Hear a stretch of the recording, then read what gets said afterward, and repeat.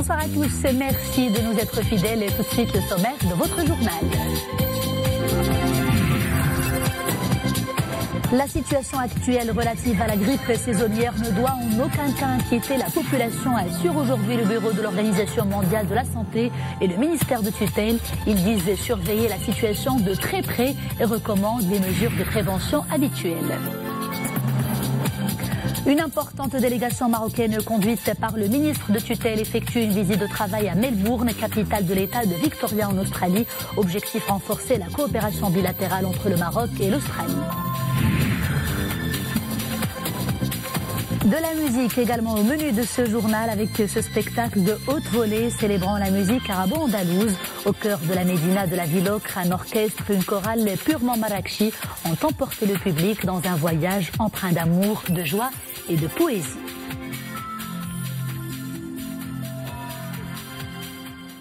Sa Majesté le roi Mohamed VI a procédé aujourd'hui à la Médina de Marrakech à l'inauguration d'un centre de soins de santé primaire et d'un autre d'addictologie. Deux projets solidaires qui s'inscrivent en droite ligne du programme de requalification urbaine de Hail Millah. Porté par la Fondation Mohamed V pour la solidarité, il fait partie intégrante d'un plan d'action mené par la Fondation Mohamed V pour la solidarité et visant à appuyer le secteur médical national à travers la mise en place d'une filière de soins de proximité accessible aux populations et l'intégration d'une approche sociale complémentaire dans les mécanismes d'accompagnement des patients et bénéficiaires.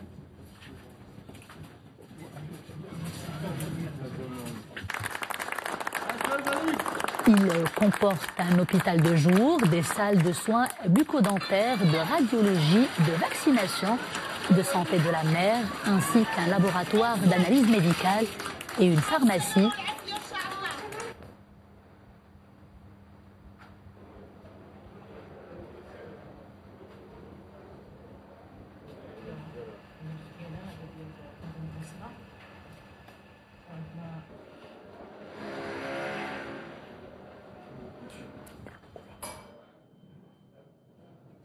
Le second projet inauguré par le souverain est le centre d'addictologie du quartier Millah.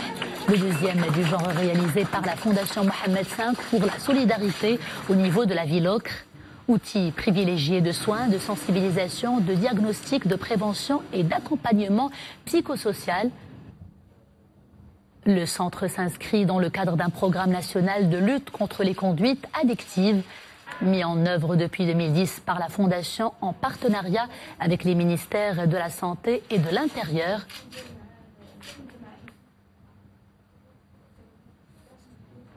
À cette occasion, Sa Majesté le roi Mohamed VI a remis respectivement au centre de soins de santé primaire et à celui d'addictologie une ambulance et une unité mobile qui doit servir à des interventions de proximité auprès des usagers de la drogue, à des missions de prise de contact, d'information, de sensibilisation au risque de fourniture de moyens et prévention et au transport de personnes cibles vers leur lieu de traitement.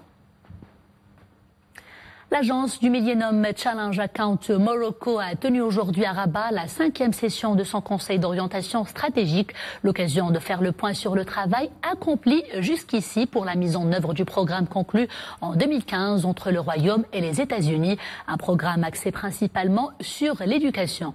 Les détails avec le directeur général du Millennium Challenge Account Morocco au micro de Abdelhadi Skiwi et Oudem Sahel. Écoutons-le. Pour le projet éducation secondaire, on a aujourd'hui achevé l'élaboration de projets d'établissement dans la région du Nord. Et on va commencer dans la région Fès-Meknès et la région Marrakech-Asfi. Également, pour le projet formation professionnelle, un projet ambitieux. Dans le cadre du Fonds Charaka, on va annoncer le mois prochain une quinzaine de projets, nouvelle génération, en partenariat entre le public et le privé. Et c'est 100 millions de dollars dans différents secteurs, le tourisme, l'agriculture, l'artisanat, la logistique, le bâtiment, etc. Et puis, on va annoncer 2 ou 3 mécanismes financiers. Le premier concerne le Fonds des zones industrielles durables, le Fonds ZID, qui va financer soit l'élaboration, soit la revitalisation de zones industrielles existantes et surtout l'amélioration de leur gouvernance. On a également un nouveau programme de financement basé sur les résultats pour l'inclusion des jeunes. Et c'est un programme qui vise à inclure environ de 9 000 à 12 000 jeunes, mais surtout avec un nouveau mécanisme qui sera déployé par des organisations non gouvernementales ou d'entreprises privées qui ont une expertise en matière d'insertion des jeunes, de formation, d'accompagnement et d'intermédiation. Grippe A, H1N1, un nouveau bilan officiel fait état de 16 cas de décès, 20 rétablis et 36 autres sous traitement.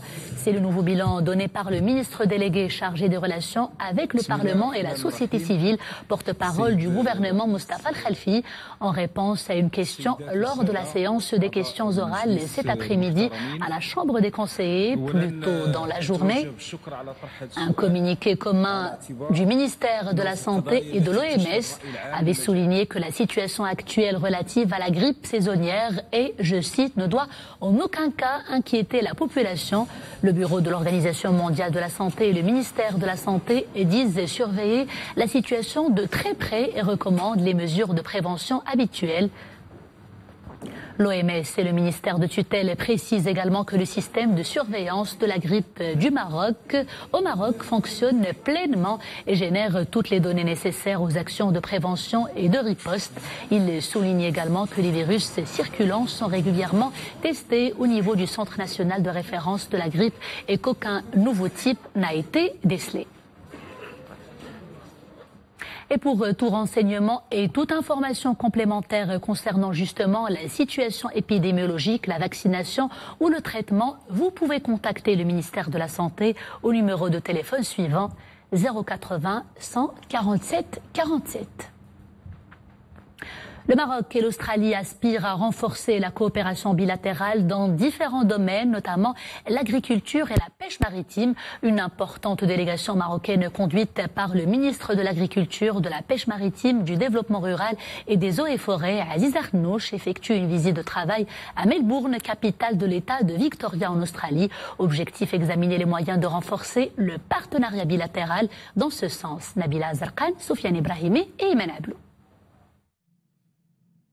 Canberra et Rabat, un intérêt partagé pour le développement de l'agriculture et de la pêche maritime, deux secteurs porteurs des économies du Maroc et de l'État de Victoria, en Australie. À Melbourne, cette rencontre a été une occasion pour s'informer sur l'expérience australienne dans les domaines de la formation, de la recherche et de la biosécurité. Le pays adopte en effet une vision très axée sur la qualité des produits.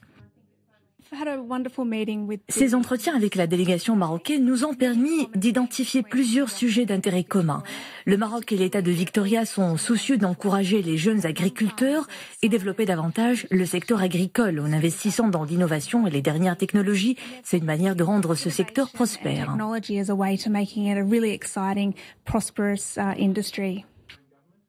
À Melbourne, les rencontres s'enchaînent. Ici, avec des représentants de structures australiennes spécialisées dans l'industrie agroalimentaire.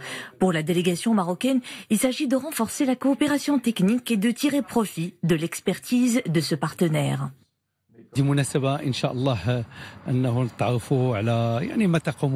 À travers ces entretiens, nous avons pris connaissance du savoir-faire australien, tout comme des réalisations de l'État de Victoria dans le domaine agricole et de la pêche maritime.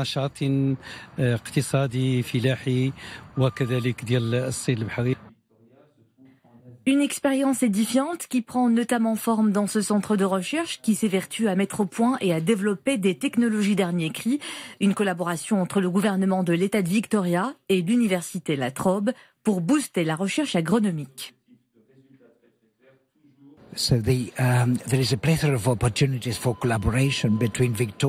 Il existe plusieurs opportunités de coopération avec le Maroc. Nous accordons un intérêt tout particulier à la maximisation des valeurs de production de haute qualité, mais aussi aux enjeux du changement climatique et aux moyens que l'on doit mettre en place pour s'y adapter.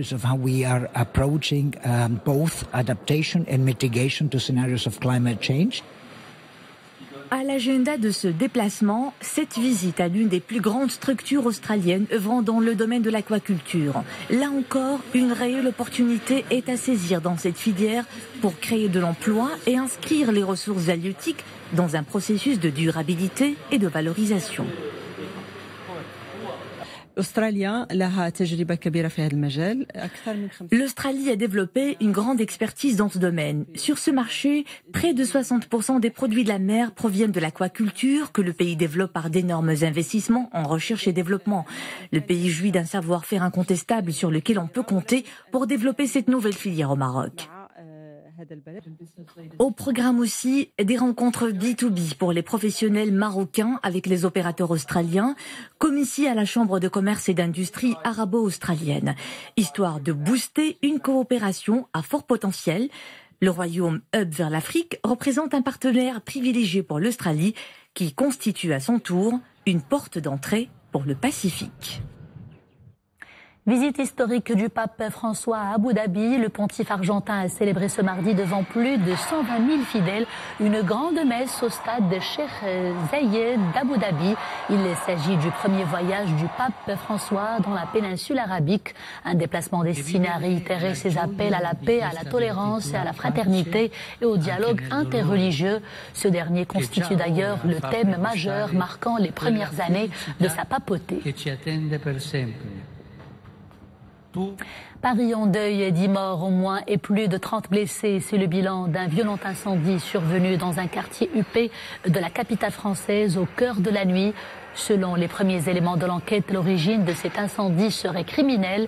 Les pompiers, dont 6 ont été blessés au cours de l'intervention, ont souligné qu'il ne s'agit que d'un bilan provisoire. Il a fallu plus de 5 heures pour maîtriser le feu. Une cinquantaine de personnes ont dû être évacuées en urgence. Crise vénézuélienne à présent, l'opposant Juan Guaidó a été reconnu comme président par intérim du Venezuela par 19 pays de l'Union européenne. Alors que les soutiens diplomatiques se font nombreux, Juan Guaidó, 35 ans, tente d'organiser l'arrivée d'une aide humanitaire au Venezuela, où la population subit d'importantes pénuries alimentaires. Hier, au lendemain de l'expiration d'un ultimatum européen, sommant le président déchu, Nicolas Maduro, de convoquer une élection présidentielle anticipée. Madrid, Londres, Paris, Berlin et 15 autres pays européens ont immédiatement reconnu la légitimité du nouveau président. Retour à l'actualité nationale et focus sur l'opération de vaccination contre la fièvre afteuse, une opération qui se poursuit dans l'ensemble du royaume. Sur le plan national, 500 000 têtes ont été déjà vaccinées, soit un taux de couverture d'environ 20%.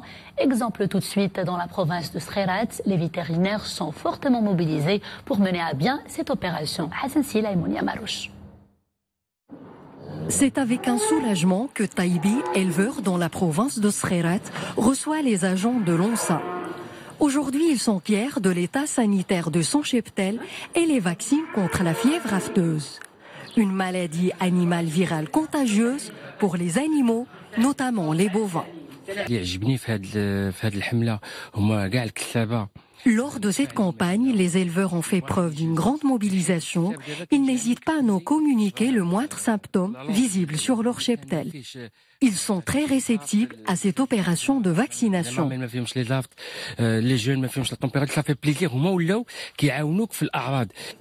Une opération qui a atteint 40% de son objectif uniquement dans la région Salé, Rabat et Nitra.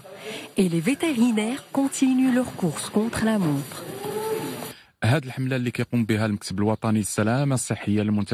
Comme chaque année, cette opération est pilotée par l'Office national de sécurité sanitaire des produits alimentaires. Elle se poursuit avec une cadence très rapide et elle prendra fin dans quelques jours.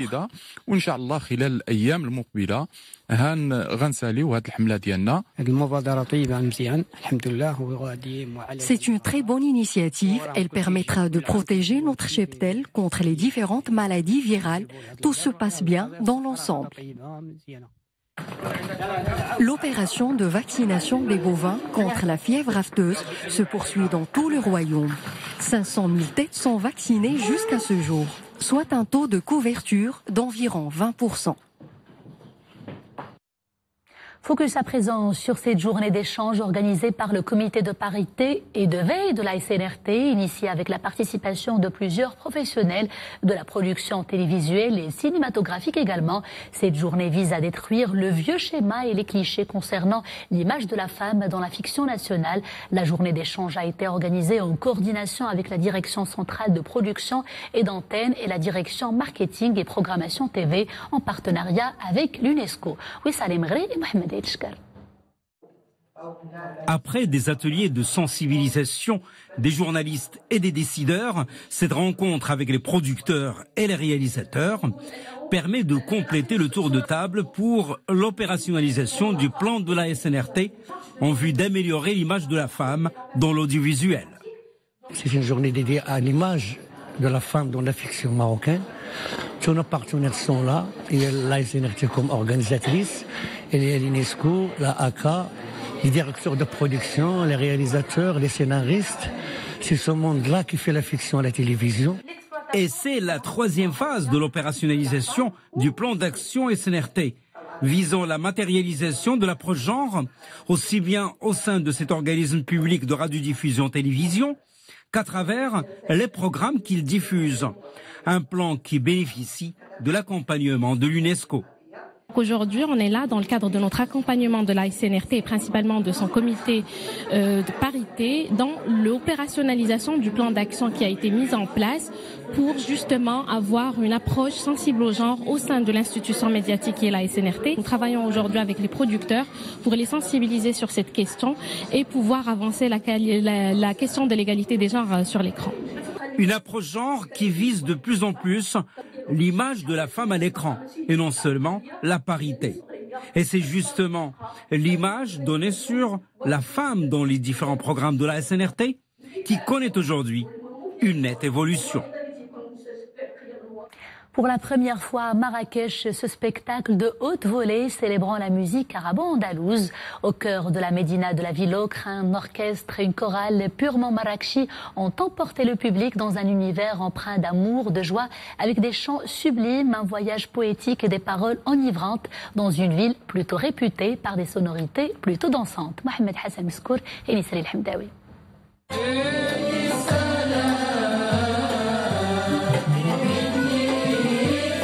Un air andalou souffle sur la ville ocre.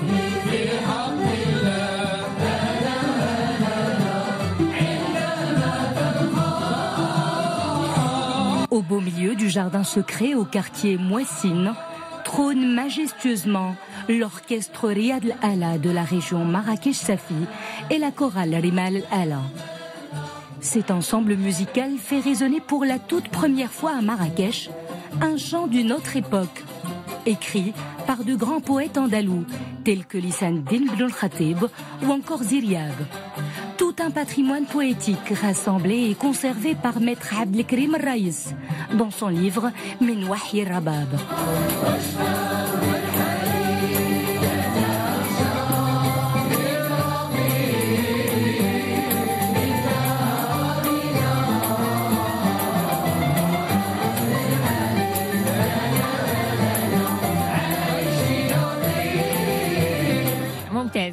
Excellent, belle ambiance. Nous sommes fiers de voir une telle manifestation prendre place chez nous à Marrakech. L'ambiance est très agréable. Tout le monde a l'air content.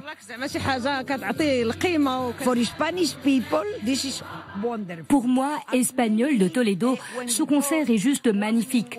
Lorsque j'ai entendu l'un des choristes chanter a cappella, il le faisait à la manière du chant espagnol de l'Andalousie. Cela m'a beaucoup touché.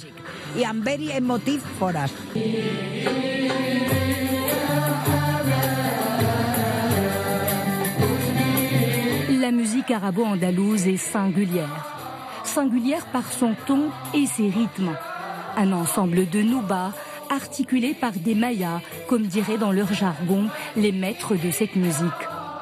Aujourd'hui, cette formation musicale marrakchi espère transmettre cette passion ou cette oulaha aux générations montantes.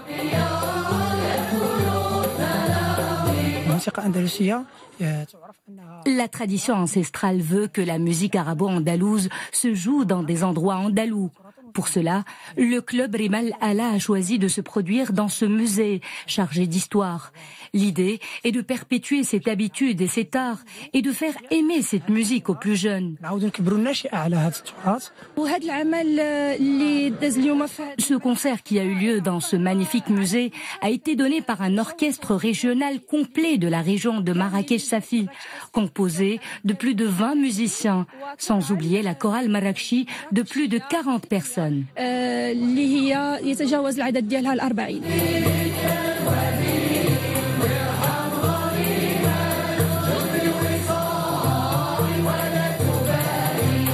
Marrakech, la ville qui a le rythme dans le sang, s'ouvre à ses airs andalous.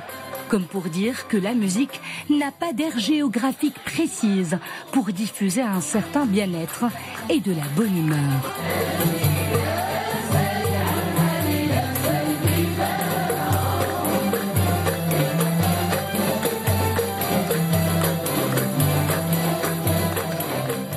Et c'est ainsi que s'achève ce journal. Merci de l'avoir suivi. À 20h30, vous avez rendez-vous avec Nadia Mouden pour Ara Essia. Quant à moi, je vous dis à demain, toujours avec grand plaisir.